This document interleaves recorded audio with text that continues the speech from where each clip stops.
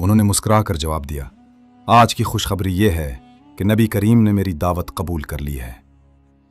यह सुनकर उनकी अहलिया के चेहरे का रंग बदल गया। क्या नबी हमारे घर आएंगे? लेकिन हमारे पास तो खाने को कुछ नहीं, सिर्फ आधी रोटी और थोड़ा सा दूध है, यह सब कैसे होगा? वो पुरज़्म लहजे में बोले, फक्र मत करो, जो है वही पेश करेंगे, बरकत देना अल्लाह के हाथ में है। रात भर वो दोनों मियाँ बीवी इसी सोच में रहे।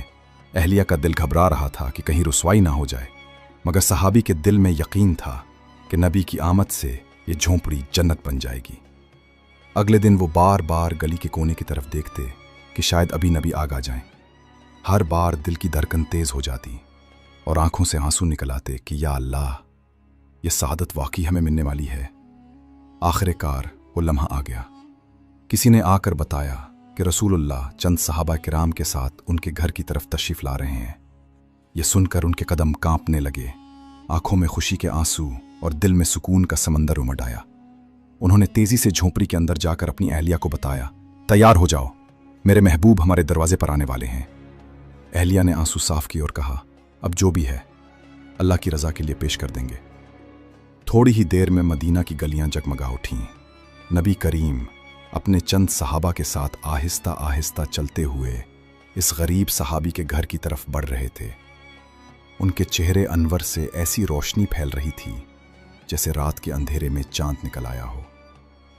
जब वो दरवाजे पर पहुंचे तो वो गरीब सहाबी अदब से झुक गए, आंखों से आंसू बहने लगे और खुशी से लरसते हुए अर्ज किया, या रसूल अल्लाह, मेरे घर को शरफ बख्शने का शुक्रिया। रसूल अल्लाह ने उनके कंधे पर हाथ रखा और फरमाया, ये इज्जत तुमने हमें दी। और रसूलुल्लाह सल्लल्लाहु अलैहि वसल्लम जब उस गरीब सहाबी के घर दाखिल हुए तो झोपड़ी के अंदर एक अजीब सी कैफियत छा गई।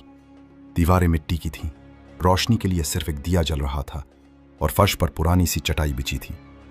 ना किसी किस्म की सजावट थी और ना ही कोई खास सामान, लेकिन नबी सल्लल्लाहु अलैहि वसल्लम के कदम रखते ही वो झोंपड़ी नूर से भर गई। गरीब सहाबी और उनकी अहलिया अदब से खड़े थे, आंखों में आंसू थे और दिल कांप रहा था।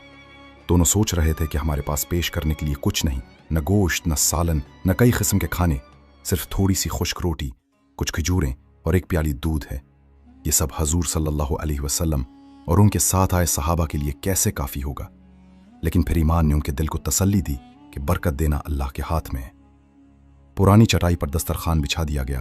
अहलिया ने शर्मिंदगी के साथ एक छोटी सी थाली में खुश्क रोटी के टुकड़े रखे और साथ एक प्याली दूध भी रख दिया। वो चाहती थीं कि कहीं नबी सल्लल्लाहु अलैहि वसल्लम उनके फाके न देख लें, लेकिन रसूलुल्लाह सल्लल्लाहु अलैहि वसल्लम ने उनके दिल को भांप लिया। आप सल्लल्लाहु अलैहि वसल्लम मुस्कुराए और फरमाया,